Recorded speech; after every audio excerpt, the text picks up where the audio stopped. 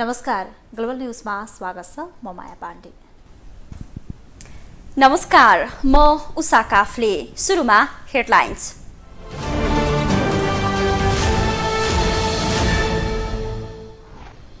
Systole बासी र सरकार बीच सहमति भएपछि फोहोर व्यवस्थापन सहज बन्दै, संयन्त्रलाई विश्वास गर्न नेता थापाको आग्रह। पार्टीको सिफारिस कार्यान्वयन नगरेकोमा एकीकृत समाजवादीका नेता खनाल प्रधानमन्त्री प्रतिरुष्ट, तत्काल मन्त्री परिषद हेरफेर गर्न दबाव। अमेरिकी सेनाका एसिया प्रशान्त प्रमुख फ्लिनले प्रधानमन्त्रीलाई भेटे, भ्रमणको औचित्यबारे संसदमा जानकारी दिन सांसदको माग। राष्ट्रिय ढुकुटीमा विदेशी मुद्राको सञ्चित निरन्तर घट्दो, वैशाख मूल्यवृद्धि दर करिब 8%। र नेपाली क्रिकेट टोलीको हारबा खराब ब्याटिङका कारण रहेको कप्तान लामिछानेको भनाई, चाँडै लयमा आउने विश्वास।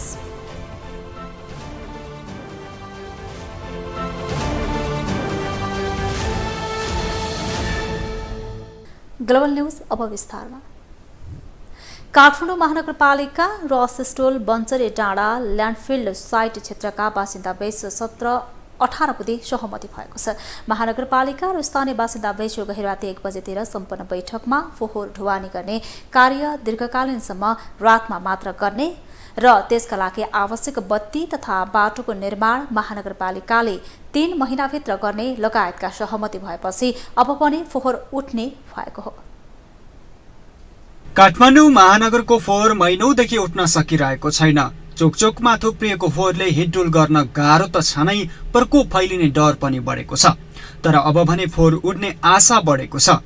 काठमाडौँ महानगरका प्रमुख बालेन्द्र शाहले सिस्टोल र बन्चरे डाँडा ल्यान्डफिल साइट क्षेत्रका बासिन्दासँग 18 बुधे सहमति गरेपछि अब भने फोहोर उठ्ने आशा महानगरवासीले गरेका हुन्। महानगर र स्थानीयवासी बीच गैराती 1 बजे बैठक बसेर 18 बुधे सहमति भएको थियो, जहाँ फोहोरको ढुवानी दीर्घकालीनसम्म रातको समयमा मात्र गर्नेदेखि त्यहाँको विकास निर्माणमा महानगरले सहयोग गर्ने सहमति भएको छ। मेयर बालेन्द्र शाहको नेतृत्वमा बसेको बैठकबाट सहमति जुटेपछि स्थानीयहरूले पनि फोहोर लिएर आएका गाडीहरूलाई कुनै प्रकारको रुकाव नगर्न प्रतिबद्धता जनाएका थिए। सबैजना भेटघाट भएको छ। हामी किनभने हामी फोहोरसँग हामी एउटा टाइपको हामी फोहोर सहजीकरणतिर लागेका थियौँ। हामीले बालेन्द्र शाहलाई हामीले के भनेका थियौँ भने तपाईँ काठमाडौँ महानगरपालिकामा मेयर भएर आउनु भएको छ, तपाईँलाई हामी सहयोग गर्न हर पल हर रात तयार छ। हाम्रो शहरी विकासबाट मन्त्रीजी आउनु पऱ्यो, एउटा यहाँ बैठक राखेर कुरा गर्नु भने राम्रो हुन्थ्यो नि त, सहजीकरण हुन्थ्यो नि त। हामीले फोहोर नझार्नुहोस् है भनेको छैन, फोहोर यसरी झार्नुहोस्, तपाईँहरू यसरी अगाडि बढ्नुहोस्। वी आर टुगेदर, हामी तपाईँहरूसँगै छौँ, हामी युवाहरू तपाईँहरूसँगै छौँ। सिस्टोलका स्थानीयले विगत 1 महिनादेखि फोहोरको गाडीलाई रोक्दै आएका थिए। 1 हप्ता अघिदेखि भने केही सहमति गरेर फोहोर फाल्न सुरु भए पनि पुनः सिस्टोलवासी आन्दोलनमा उत्रिएका थिए। प्रहरीले बल प्रयोग गरेर फोहोर फाल्न खोज्दा सामान्य झडप नै पनि भएको थियो। त्यसपछि फोहोर लिएर गएका गाडी पुनः काठमाडौँ फर्किएका थिए। तर महानगरले भने त्यसलाई प्रमुख मुद्दा बनाएर निरन्तर लागेपछि अन्ततः फोहोर फाल्न दिने सहमति भएको हो। यता शहरी विकास मन्त्रालय पनि फोहोर व्यवस्थापन गर्न सक्रिय भएर लागेको देखिन्छ। मन्त्री रामकुमारी झाँक्रीले नुवाकोट र धादिङका जनप्रतिनिधिलाई मन्त्रालयमा बोलाएर छलफल गरेकी छिन्। मन्त्री झाँक्रीले सिस्टोल र बन्चरे डाँडावासी बीचको अघिल्लो सहमतिमा गल्ती भएको स्वीकार गर्दै अब गल्ती नगर्ने जिकिर गरिन्। यत्रो पङ्क्ति भएको भएर तपाईँहरूले पनि विश्वास गरिदिनको लागि अनुरोध गर्छु र हामीले यो काम चाहिँ अगाडि बढाउँ, फोहोर मैलालाई व्यवस्थापन गरौँ। सिस्टोलमा के कहाँ चुक्यौँ र बन्चरे डाँडामा त्यो गल्ती दोहोऱ्याउनन् भन्ने कुरा चाहिँ निर्माण कार्यबाटै यो कमिटमेन्ट छ हाम्रो। खालि चाहियो हामीलाई स्थानीय तहको सपोर्ट, त्यो सपोर्टको लागि म अनुरोध गर्न चाहन्छु। विभिन्न आरोह अवरोहका बीच काठमाडौँ महानगरको फोहोर उठ्ने भएको छ। फोहोरको व्यवस्थापनसँगै प्रभावित स्थानीयको माग पूरा हुनु पनि आवश्यक छ। पुनः एकपटक फोहोर उठाएपछि सहमति बिर्सिने र सहमति पूरा नगर्ने अवस्था भने पुनः स्थानीय आन्दोलनमा उत्रिने खतरा यथावत छ। अब काठमाडौँ महानगरपालिकाले यसको दीर्घकालीन समाधान गर्ने बाटो खोज्न आवश्यक छ। अर्कोतिर काठमाडौँ महानगरको फोहोर समस्यामा सबैले साथ र सहयोग गर्न जरुरी छ। ग्लोबल टेलिभिजनका लागि क्यामेरामा गणेश पूर्व छाने मगरका साथमा विनोद विक्रम भण्डारी, काठमाडौँ। नेपाली कांग्रेसका महामन्त्री गगन कुमार थापाले काठमाडौँ फोहोर देख्न सक्ने अवस्थामा नरहेको बताउनु भएको छ। शहरी विकास मन्त्रालयमा आज भएको छलफलमा महामन्त्री थापाले काठमाडौँको फोहोरले जनस्वास्थ्यमा असर पर्न थालिसकेको बताउनुभयो। उहाँले विगतमा गरिएका गल्ती नदोहोऱ्याउने प्रतिबद्धता गर्दै सिस्टुलवासीलाई अहिलेको सरकारसँग र समस्या समाधान गर्न बनेको संयन्त्रसँग विश्वास गर्न आग्रह गर्नुभयो। सरकारवालालाई पनि त्यहाँको स्थानीय प्रतिनिधिलाई पनि सबैलाई के आग्रह गर्न चाहन्छु भने एकपटक चाहिँ यो 170 74 तिर त 75 कचोटि भयो, 74 भन्दै हो त होइन, यो 175औं पटक गर्नु नपर्ने गरिकन हामी पनि सँगै बसेर काम गर्न चाहन्छौँ। अनुगमन समिति बनाएर काम गर्छौँ। हामीलाई पनि एकपटक मौका दिनुहोस्, विश्वास गरिदिनुहोस्। तर काठमाडौँ अब फोहोर थिच्न सक्ने अवस्थामा छैन। यहाँ यो खास गरी जनस्वास्थ्यको हिसाबले पनि अत्यन्तै बिजोग भएको अवस्था छ। एक दिन 24 घण्टा थिच्न सक्ने अवस्था छैन। तपाईँहरूको त्यसको लागि हामीले अहिलेसम्म पारेको दुःख हामीले इमान्दारिता पालना गर्न सकेको कुरामा क्षमा पनि माग्दै, तर अब हामी त्यो गल्ती दोहोऱ्याउँदैनौँ भन्ने कुराको यो सम्पूर्ण इमान्दारितापूर्वक प्रतिबद्धता गर्दै काम पनि सँगै गर्ने कुरालाई लिएर महामन्त्री थापाले सिस्टुल क्षेत्रको जग्गा अधिग्रहणका लागि प्रधानमन्त्रीसँग आग्रह गर्नुपर्ने बताउनुभयो। उहाँले काठमाडौँमा यो वर्ष बनाउने भनेका पूर्वाधार संरचना रोकेर भए पनि फोहोर व्यवस्थापन गर्न लाग्नुपर्ने दोहोऱ्याउनुभयो।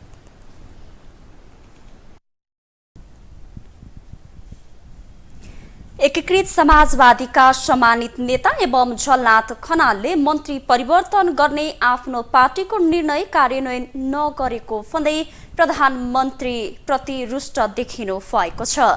शुक्रबार संसद भवन नयाँ बानेश्वरमा सञ्चारकर्मीहरूले राखेका जिज्ञासाको जवाफ दिने क्रममा सम्मानित नेता खनालले पार्टीको तर्फबाट मन्त्री हेरफेर गर्ने निर्णय कार्यान्वयन गर्न प्रधानमन्त्री देउवालाई दबाव दिनुभएको हो। आफ्नो पार्टीले मन्त्रीलाई हेरफेर गर्ने निर्णय गरिसकेकाले सरकारले त्यसलाई तुरुन्त कार्यान्वयन गर्नुपर्ने विकल्प नरहेको उहाँको भनाइ छ। त्यसलाई गठबन्धनको सरकारले तुरुन्त कार्यान्वयन गर्नुपर्छ, अर्को कुनै विकल्प छैन। सम्मानित नेता खनालले कम से कम मुलुकको अग्रगमन हुने गरी आगामी आर्थिक वर्षको बजेट कार्यान्वयन गर्न पनि सरकारको ध्यानाकर्षण गर्नुभयो। उहाँले बजेट बाँडफाँडका विषयमा कतिपय कुरा नमिलेको भन्दै त्यसलाई मिलाउन पनि सरकारसँग माग गर्नुभयो। स्थानीय तह निर्वाचनपछि अस्वाभाविक मौनता साधेका एमाले अध्यक्ष केपी शर्मा ओली शुक्रबारबाट भने खुल्न थाल्नु भएको छ। विराटनगरमा आयोजित कार्यक्रममा शरीक भएर उहाँले देश दौडाहा पनि सुरु गर्नु भएको छ। निर्वाचनमा अनपेक्षित नतिजा आएपछि गुप्तावासै बसेका ओली संघीय निर्वाचनको चर्चा सुरु भएपछि सक्रिय बन्नु भएको हो। उहाँले चर्चामा रहेको वाम एकताबारे जवाफ दिन भ्याउनु भएको छ। स्थानीय तह निर्वाचनमा आफूले सोचे भन्दा र प्रचार गरे भन्दा धेरै नै कम स्थानमा जित हासिल गरेपछि एमाले अध्यक्ष केपी ओलीले अस्वाभाविक मौनता साधेका थिए। अनेकन मुद्दाहरूमा एमालेको अडान के हो भनेर चासो र खोजी भइरहँदा पनि ओली केही बोलेका थिएनन्। एमालेको लाइन कि त वरिष्ठ उपाध्यक्ष कि महासचिव कि अन्य नेताहरूले स्पष्ट पार्दै आएका थिए। केही कार्यक्रमहरूमा ओली सरिक पनि भए तर विषयभन्दा बाहिर गएर सम्बोधन गरेनन्। निर्वाचनपछि सरकारले प्रस्तुत गरेको नीति तथा कार्यक्रम माथिको छलफलमा करिब 3 घण्टा आफ्नो कुरा राखेका ओलीले त्यसपछि भने यस अघिको जसरी कार्यक्रमहरूमा सम्बोधन, कसैको आलोचना, टिप्पणी र गालीगलौजमा उत्रिएका थिएनन्। तर शुक्रबार भने ओलीले त्यो मौनता तोडेका छन्। संघीय निर्वाचनको हल्ला सुरु हुन थालेपछि ओली देश दौडाहामा मात्रै निस्किएनन्। सर्वत्र चासो र चर्चा रहेको विषय वाम एकताको विषयमा बोलेका छन्। प्रदेश 1 मा आयोजित कार्यक्रमलाई सम्बोधन गर्न विराटनगर पुगेका ओलीले वाम गठबन्धनको सम्भावना नरहेको जिकिर गरे। एमाले दृढता साथ अगाडि बढिरहेको छ। के को वाम गठबन्धन हुँदैन को वाम गठबन्धन? अध्यक्ष ओलीले नेकपा एकीकृत समाजवादी पार्टीसँग पनि एकता नहुने तर पार्टी प्रवेश र एमालेमा फर्किन चाहने कार्यकर्तालाई रोक नलगाएको ओलीको भनाइ छ। गठबन्धनलाई तपाईले वाम गठबन्धन भने, कांग्रेस माओवादी को गठबन्धनलाई वाम गठबन्धन भने, तपाईले त्यो गठबन्धनलाई वाम गठबन्धन भने, यसो विचार गर्नुहुन्छ कि हल्लाको भरमा मात्रै कुद्नुहुन्छ? पछिल्लो समय वामपन्थीहरू बीचको एकता र तालमेलका बारे बहस जोड तोडले उठ्न थालेको छ। सत्तारूढ वामपन्थी घटकहरूले नै यो मुद्दा जोड तोडले उठाएका हुन् भने एमाले भित्र पनि वामपन्थी बीचको एकता हुनुपर्ने आवाज चर्कोसँग उठ्न थालेको छ। वामपन्थीहरूको बीचमा एकता हुनु चाहिँ वस्तुगत आवश्यकता हो, तर यति बेला वामपन्थी आन्दोलनका मेजर सङ्गठनका नेताहरू अहिले वामपन्थी एकताको पक्षमा देखिनुहुन्न। स्थानीय तह निर्वाचनमा वाम लोकतान्त्रिक गठबन्धन गर्दा आफूलाई नोक्सान भएको निष्कर्ष निकालेको नेकपा एकीकृत समाजवादी वाम गठबन्धन हुनुपर्ने पक्षमा छ। पार्टीभित्र चरको रूपमा गठबन्धन गर्न पार्टी पंक्तिलाई दबाव रहेको नेताहरूको पछिल्लो अन्तर्वार्ता र सम्बोधनले प्रष्ट हुन्छ। त्यसमाथि पछिल्लो परिघटना मन्त्री हेरफेरमा कांग्रेसले पार्टीको निर्णय उल्टाइदिएपछि अझ बढी दबावमा नेकपा एकीकृत समाजवादी छ। त्यही छनक पाएपछि अध्यक्ष ओली नेकपा एकीकृत समाजवादी प्रति गरम भएका हुन्। तर स्थानीय तहको निर्वाचनले एमालेलाई पनि साइजमा नझारेको भने होइन। एमाले भित्र पनि 100 भन्दा बढी स्थानीय तह गुमाएपछि वाम गठबन्धन वा तालमेल गर्न चर्को दबाव छ। तर त्यही दबावलाई दबाउँदै ओलीले यस्तो अभिव्यक्ति दिएको विश्लेषण गरिएको छ। क्यामेरामा राजु थापाका साथमा विकास आचार्य, काठमाडौँ। ग्लोबल न्यूजमा अब एकैछिन ब्रेक।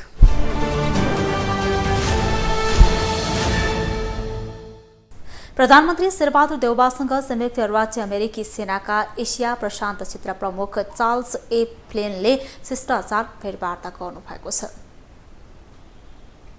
आज बालुवाटार पुगेर फ्लिनले प्रधानमन्त्री देउवासँग शिष्टाचार भेट गर्नुभएको हो। भेटका क्रममा द्विपक्षीय आपसी हितका विविध विषयमा छलफल भएको थियो। प्रमुख फ्लिन 4 दिने औपचारिक सिद्धावना भ्रमणका लागि बिहिबार नेपाल आउनु भएको हो। प्रमुख फ्लिनले सैनिक मुख्यालय जंगी अड्डाको भ्रमणका साथै प्रधान सेनापति प्रभुराम शर्मासँग पनि भेटवार्ता गर्नु भएको छ।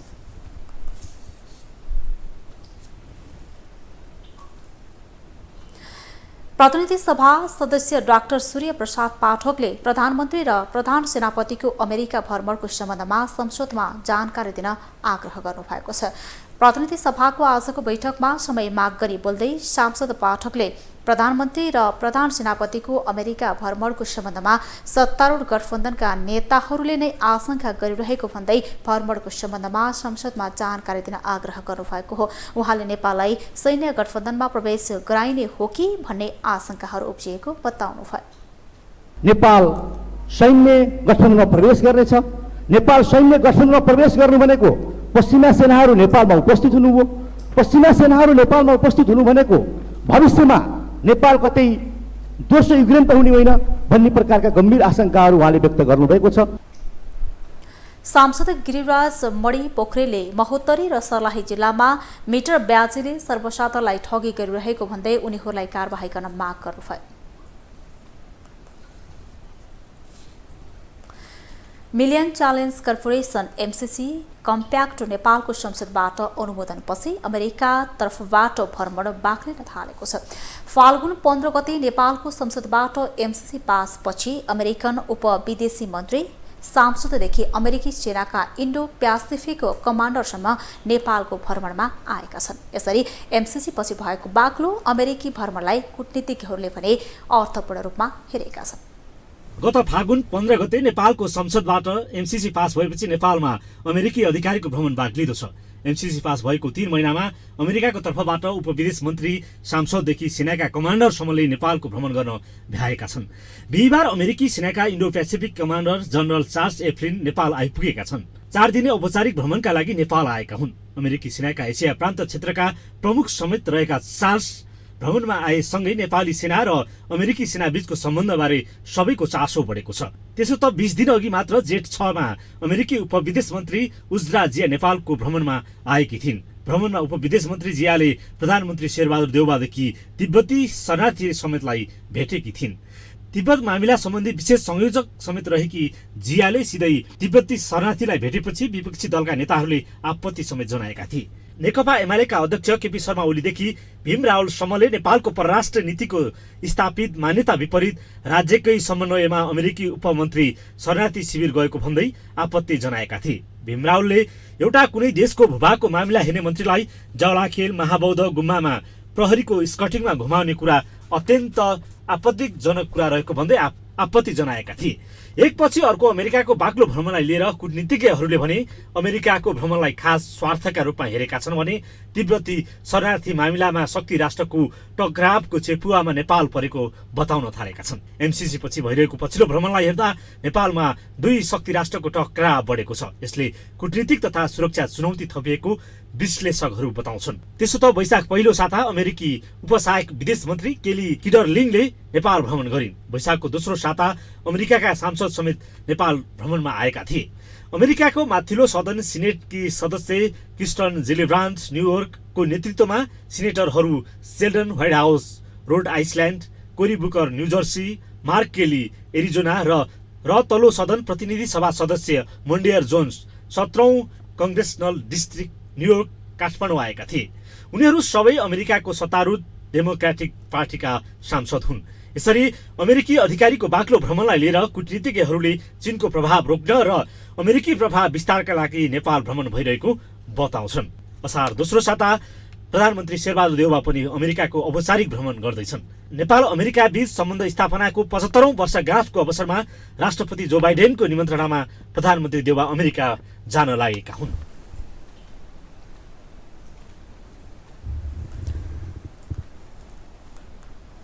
नयाँ शैक्षिक सत्र सुरु भएको 1 महिना बित्न लाग्यो, तर विद्यार्थीको हातमा अहिलेसम्म पनि पाठ्यपुस्तक पुगेको छैन।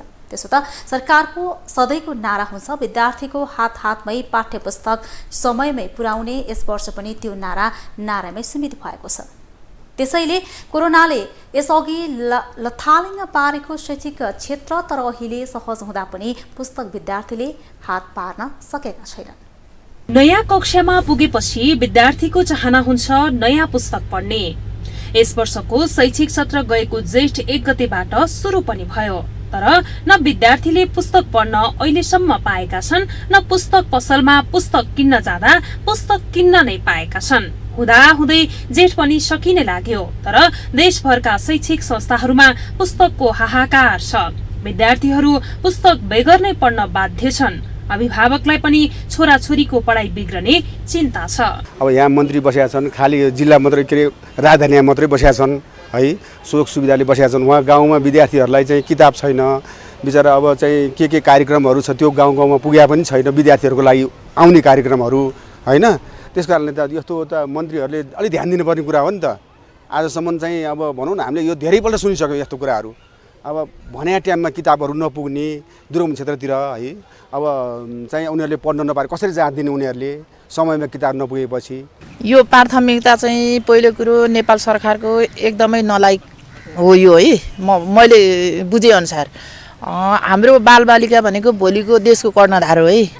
अन्धकारमा परिरहेका छन् शिक्षा, स्वास्थ्य, खानेपानी, त्यसपछि यातायात, स्वास्थ्य, यिनी भनेको हाम्रो जनजीवन नभई नहुने कुरा हुन्। त्यसमा पनि शिक्षा छैन भने त हामी पुरै अन्धकार, हाम्रो बालबालिकाको भोलिको भविष्य के हुन्छ त्यो नेपाल सरकारले सोच्नुपर्ने कुरा हो। यता पुस्तक छपाई र वितरणको सम्पूर्ण जिम्मा पाएको जनक शिक्षा सामग्री केन्द्रले भने दिनको 1.5 लाख पुस्तक छाप्दै आएको र आगामी असार मसान्तसम्ममा सबै विद्यार्थीहरूको हातमा पुस्तक पुर्याउने दाबी गर्छ। क्षमता 1,25,000 दिनको छपाई गर्ने क्षमता छ। त्यो भने हामी 15 लाख किताब 10 दिनमा पनि छाप्न सक्छौँ, तर त्यही पनि हामीले 15 दिन भनेका छौँ, 15-20 दिन भनेका छौँ। त्यो भनेको अलिकति ग्रेस पिरियड पनि हामीले राखेका छौँ कुनै। त्यो भएको हुनाले हामीले यो नसक्ने भन्ने कुरै भएन। हामी अब 15-20 दिनभित्रमा यो समस्यालाई समाधान गर्छौँ भनेर भनेका छौँ। अघिल्लो पटक अलि 10-15 दिन 1 महिनाभित्र गर्छौँ भनेर भनेको थियो। अब 15-20 दिनभित्रमा यो समस्या समाधान गर्छौँ। त्यसो त जनक त्यही संस्था हो जसले स्थानीय तह निर्वाचनका लागि चाहिने सम्पूर्ण मतपत्र छपाई गरेको थियो, तर त्यही जनकले पुस्तक भने समयमै छाप्न सक्दैन। पुस्तक अभावका कारण विद्यार्थीले पढ्न नपाएको भन्दै संसदमा पनि यस विषयले प्रवेश पाएको छ। सांसदहरूले सरकार र तालुकदार मन्त्रालयबाट यसको जवाफ पनि मागेका छन्। कतिपय सांसदले त जनक शिक्षा खारेज हुनुपर्ने बताएका छन्। यदि छाप्ने र वितरण गर्न नसक्ने हो भने जनक शिक्षा सामग्री किन चाह्यो? सरकारले किन पैसा दिइरहने खारेज गरौँ। यो कमजोरी जनक शिक्षाले लिनु पर्दैन, उच्च व्यवस्थापनको कमी हो। त्यसो त अहिलेसम्म जनक शिक्षा सामग्री केन्द्रले 1,70,00,000 भन्दा बढी पाठ्य पुस्तक छपाई गरिसकेको बताएको छ। बाँकी चाहिने 15 लाख बढी पाठ्य पुस्तकलाई भने छपाई गर्न समय लागेको जनकको तर्क छ। यसपटकको नयाँ शैक्षिक सत्रका लागि 1,90,00,000 बढी पाठ्य पुस्तक आवश्यक पर्ने शिक्षा मन्त्रालयको तथ्याङ्क छ। यो तथ्याङ्क अनुसार जनकले समय रहँदै पुस्तक छपाई थालेको भए यो समस्या नआउने विज्ञहरूको दाबी छ। तर सधैँ नै विभिन्न कारणले शैक्षिक सत्र सुरु भएको 6-7 महिनासम्ममा पनि पुस्तक विद्यार्थीको हातमा नपुग्ने बानी नै बनिसक्यो, जसका कारण पाठ्य पुस्तक बिना नै परीक्षा दिन विद्यार्थी बाध्य छन्। ग्लोबल टेलिभिजनका लागि क्यामेरामा राजु थापाको साथमा वसुधा केसी, काठमाडौँ। आफ्नो 25औं वार्षिकोत्सवको अवसरमा ह्याम्स अस्पतालले रक्तदान कार्यक्रम गरेको छ। धुम्बाराही स्थित ह्याम्स अस्पताल परिसरमा रक्तदान कार्यक्रम आयोजना गरेको हो। कार्यक्रममा 70 जनाले रक्तदान गरेका छन्। अस्पतालका निर्देशक ज्योतिन्द्र शर्माले रगतको माग पूरा गर्ने उद्देश्यले कार्यक्रम सञ्चालन गरेको जानकारी दिनुभयो। उहाँले आगामी दिनमा देशका विभिन्न भागमा निःशुल्क स्वास्थ्य शिविर सञ्चालन गर्ने जानकारी दिनुभयो। हाम्रो एउटा हेल्थ क्याम्पको चाहिँ नेक्स्ट विकको हाम्रो प्लान छ। अब हामीले चाहिँ अस्ति 1 मन्थ अगाडि सिन्धुपाल्चोकको सिन्धु सदाबहार हस्पिटलमा चाहिँ विभिन्न स्पेसलिस्ट डाक्टर्सहरू डक्टर भोला रिजाल सहितका त्यति विशिष्ट डाक्टरहरूको टोली सहित हामीले पनि त्यहाँ क्याम्प गर्यौं। शर्माले वार्षिकोत्सवको अवसर पारेर बिरामीलाई दिने सेवामा छुट दिएको जानकारी दिनुभयो।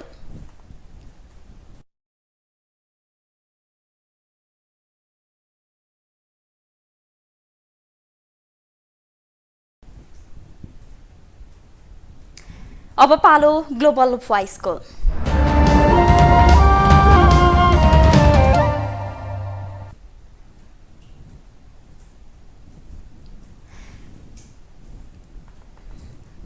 आज हामीले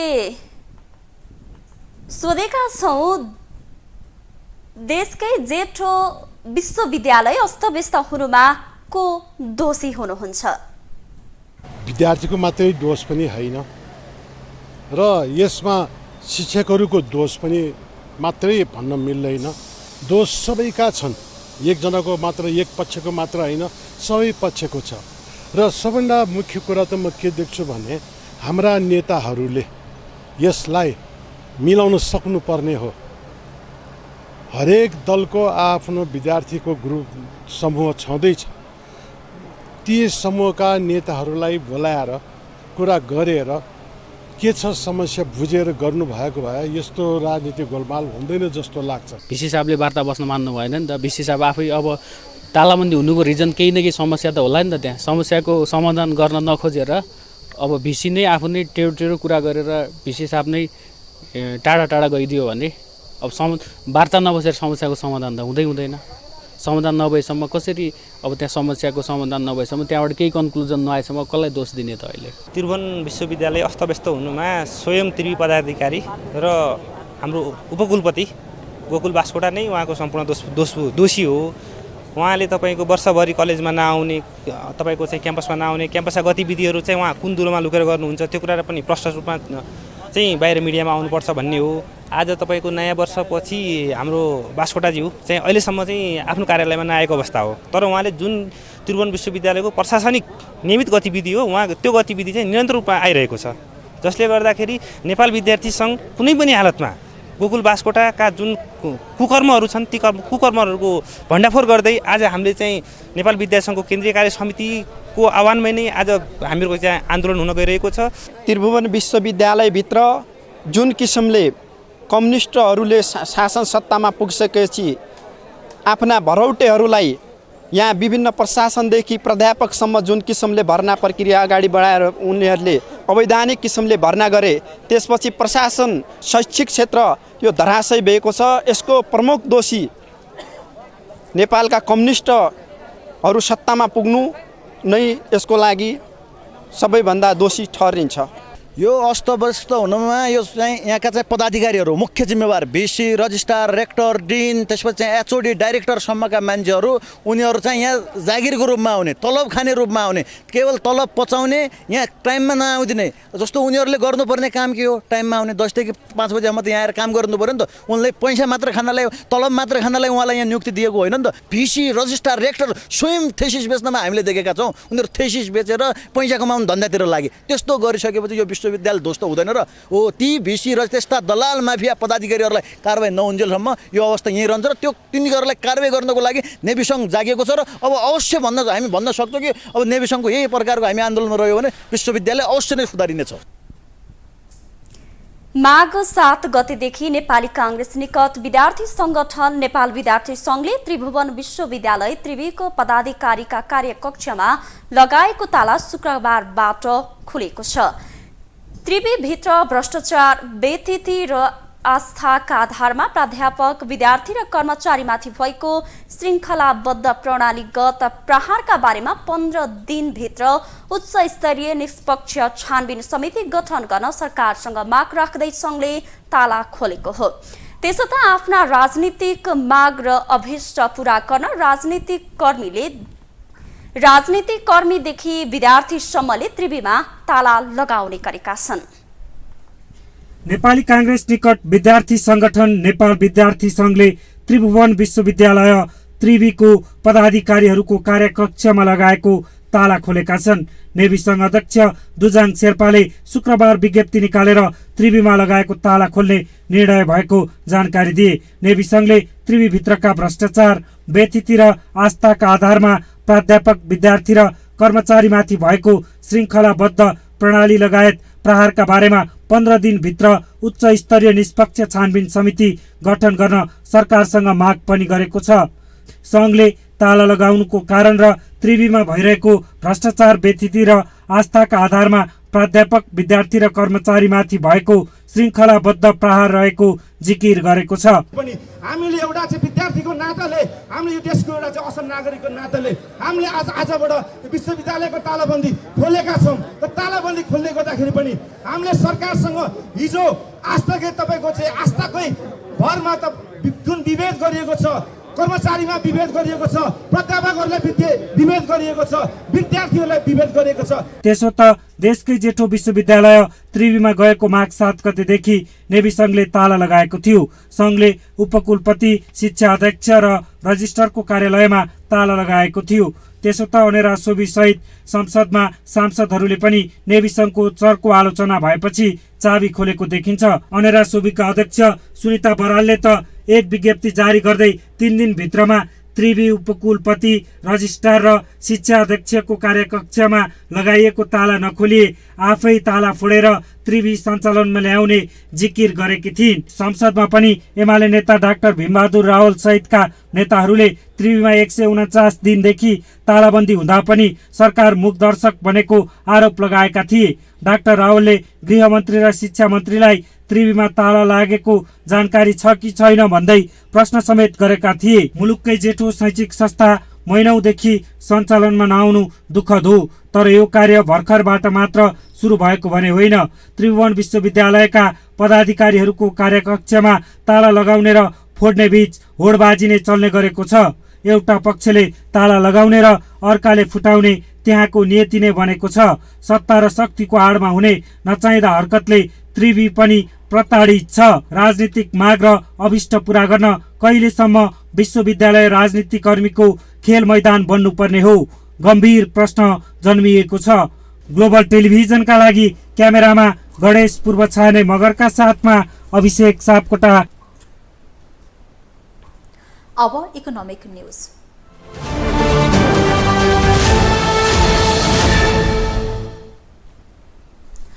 अर्थमन्त्री जनार्दन शर्माले मुलुक आन्तरिक राजस्व वृद्धि गरेर आत्मनिर्भर नभएसम्म आन्तरिक तथा बाह्य ऋण लिनुपर्ने अवस्था रहेको बताउनु भएको छ। शुक्रबार प्रतिनिधि सभा अन्तर्गतको अर्थ समितिले सार्वजनिक ऋण व्यवस्थापन विधेयक 2076 माथि छलफलमा बोल्दै यस्तो बताउनु भएको हो। उहाँले सरकारले मुलुकलाई सन् 2026 सम्म कम विकसितबाट विकसनोन्मुख स्तर उन्नति गर्ने लक्ष्य राखेकाले त्यसको लागि अरबौं लगानी गर्नुपर्ने भएको बताउनु भयो। मन्त्री शर्माले मुलुकको स्तर उन्नति गर्नको लागि अहिले बजेटमा छुट्याइएको पुँजीगत तथा समग्र खर्चले मात्रै लक्ष्य हासिल हुने दावी गर्नुभयो। सरकारले सन् 2026 सम्म विकसित मुलुक बनाउने लक्ष्य पूरा गर्न ऋण लिनुपर्ने आवश्यक रहेको मन्त्री शर्माको भनाइ छ। हामीले 2026 सम्ममा स्तरोन्नति पूरा गरेका छौँ, लक्ष्य राखेका छौँ। त्यो लक्ष्य प्राप्ति गर्नको लागि पनि हामीलाई ऋण लिन आवश्यक छ। त्यस्तै अर्थ सचिव मधु कुमार मरासिनीले सरकारले अहिले सार्वजनिक ऋण व्यवस्थापन हेर्ने छुट्टै निकाय बनाएर व्यवस्थित बनाउन लागेको बताउनु भयो। उहाँले त्यसको लागि मन्त्रालय आवश्यक नीतिहरू बनाउने तयारीमा रहेको पनि बताउनु भयो। चालु आर्थिक वर्ष 78-79 को वैशाख मसान्तसम्ममा विदेशी मुद्रा सञ्चित 11 खर्ब 46 अर्ब 88 करोड रुपैयाँमा झरेको छ।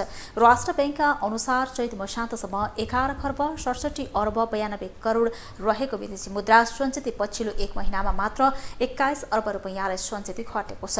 2078 असार मसान्तमा नेपालको कुल विदेशी मुद्रा सञ्चित 13 खर्ब 79 अर्ब 3 करोड रुपैयाँ बराबर रहेको थियो, जसमा 10 महिनामै 18% कमी आएको हो। अमेरिकी डलरमा यस्तो सञ्चित झन धेरै 21% घटेको छ। 2078 असार मसान्तमा 11 अर्ब 75 करोड डलरमा रहेकोमा 2079 वैशाख मसान्तमा 21.1% कमी आई 9 अर्ब 28 करोड डलर कायम भएको छ। 2079 वैशाख मसान्तको कुल विदेशी विनिमय सञ्चितमा भारतीय मुद्राको अंश 25.1% रहेको छ। आर्थिक वर्ष 78-79 को 10 महिनाको आयातलाई आधार मान्दा ब्याङ्किङ क्षेत्रसँग रहेको विदेशी विनिमय सञ्चित 7.3 महिनाको वस्तु आयात र 6.57 महिनाको 57 महिनाको वस्तु तथा सेवा आयात धान्न सक्ने राष्ट्र बैंकले जनाएको छ।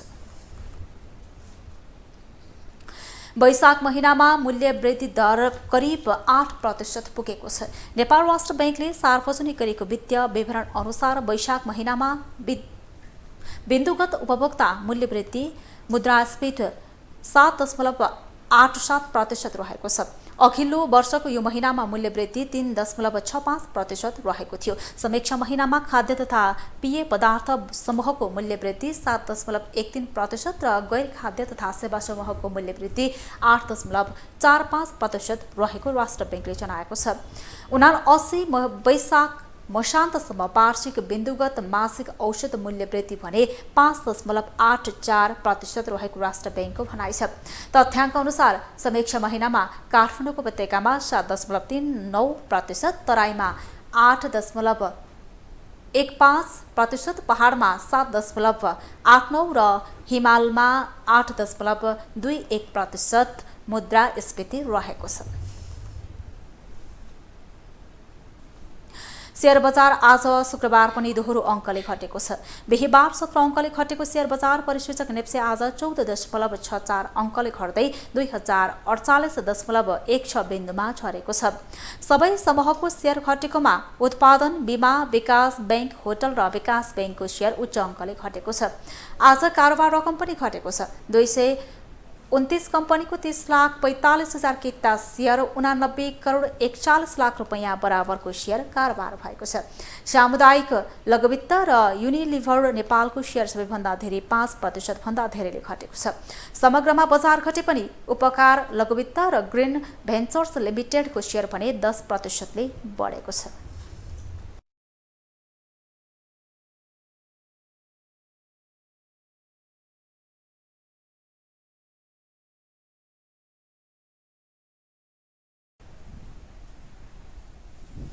अब पालो इन्टरनेशनल न्यूजको।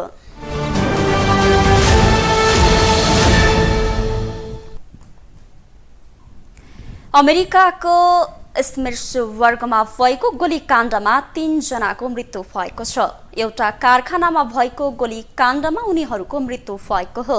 राज्यका एक सैनिक अधिकारीलाई काँधमा गोली लागेको मेरील्यान्ड गभर्नर ल्यारी होगनले बताएका छन्। आक्रमणकारीले उत्तरी मेरील्यान्डमा रहेको सोलुम्बिया मेसिन कारखानामा गोली चलाएको थियो।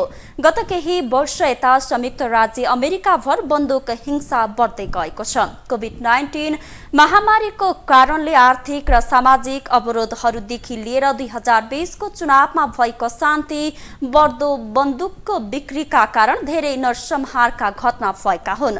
यो वर्ष देशमा बन्दुक हिंसाका कारण 1700 भन्दा बढी मारिएका वा घाइते भएका छन्। उक्त अवधिमा अमेरिकामा कम्तीमा 110 गोलीबारी भएका छन्। युगाण्डामा पनि भोकमरीको समस्या परेको भन्दै संयुक्त राष्ट्रसङ्घीय एजेन्सीहरूले सहयोगका लागि आह्वान गरेका छन्। ती एजेन्सीहरूले बुधबार त्यहाँका कम्तीमा पनि 5 लाख मानिस भोकमरीको चपेटामा परिसकेका भन्दै उनीहरूलाई सहयोग गर्न आह्वान गरेका बताइएको छ। युगाण्डाको उत्तर पश्चिमी क्षेत्र कारामोजामा यस्तो समस्या भएको हो। राष्ट्रसङ्घीय एजेन्सीहरूका अनुसार त्यहाँ प्रतिदिन खाद्यान्नको अभाव हुँदै गएको र त्यहाँ अहिले महिनामा कम्तीमा पनि 3 दिनका लागि कुनै पनि खाद्यान्न नहुने गरेको पाइएको हो। युगाण्डामा केही समयदेखिको खडेरीका कारण खाद्यान्नको अभाव भएको छ। युगाण्डा स्थित राष्ट्रसङ्घीय अधिकारीहरूले यहाँका बालबालिका कुपोषण, प्रोटिन तथा पोषणयुक्त खानाको अभाव पनि बढ्दै जाने देखिएको बताएका छन्।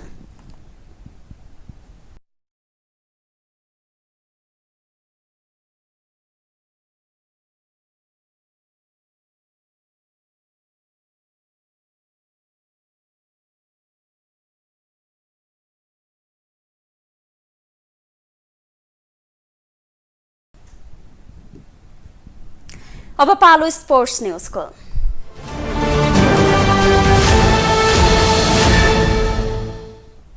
नेपाली राष्ट्रिय क्रिकेट टिमका कप्तान सन्दीप लामिछानेले 212 रन पछ्याउन नसक्नुको पछाडि खराब ब्याटिङ भएको बताएका छन्।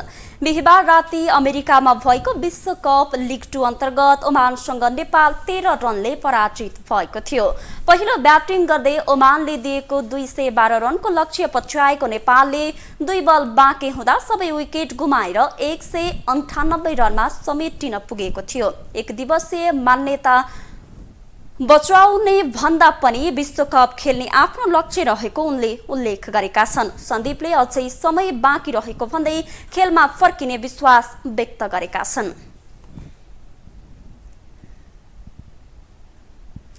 ग्लोबल न्यूजको अन्त्यमा अहिलेसम्मका हेडलाइन्स पुनः एकपटक।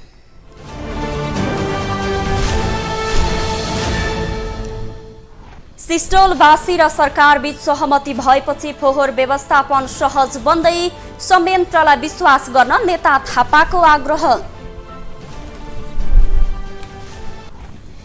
पार्टीको सिफारिस कार्यान्वयन नगरेकोमा एकीकृत समाजवादीका नेता खनाल प्रधानमन्त्री प्रति रुष्ट, तत्काल मन्त्री परिषद हेरफेर गर्न दबाव।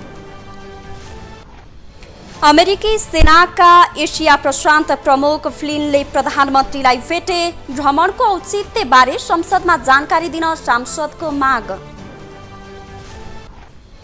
राष्ट्रिय ढुकुटीमा विदेशी मुद्राको सञ्चित निरन्तर घट्दो, वैशाखमा मूल्यवृद्धि दर करिब 8%। र नेपाली क्रिकेट टोलीको हारमा खराब ब्याटिङका कारण रहेको कप्तान लामिछानेको भनाई, चाँडै लयमा आउने विश्वास।